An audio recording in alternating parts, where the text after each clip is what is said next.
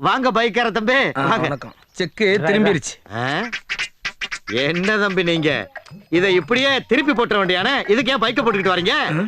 செக்கு bounce ஆயிருச்சியா? Bounce ஆயிருச்சா? என்னப்பா சொல்ற? எங்க பவுன்ஸ் ஆச்சு? பவுன்ஸ் ஆயிருக்கு தானே ரெஃபர் பண்ணா. பேங்க்ல பணம் இல்லாம திரும்பி வந்துருச்சியா? இங்க வர்றா. எவ்வளவு பெரிய பேங்க்ல பணம் இல்லையாடா? எவ்வளவு கேவலப்படுத்துறாங்க பாரு. எவ்வளவு அசிங்கப்படுத்துறாங்க. அப்ப நீங்க பேங்க் காரங்கிட்ட தான் கேட்கணும். யோ, பேங்க்ல பணம் இருக்குது, உன் அக்கவுண்ட்ல காசு இல்லையா? யார பாத்தியா அக்கவுண்ட் பேசிக்கிட்டு இருக்க? டேய், அரிசி கடையில அக்கவுண்ட் இருக்காடா? இல்லனே. மளிகை கடையில அக்கவுண்ட் இருக்காடா? இல்லடா. டீ கடையில அக்கவுண்ட் இருக்காடா? இல்லனே. பிராந்தி கடையில அக்கவுண்ட் இருக்காடா? கேதுல அக்கவுண்ட். கேட்டியா?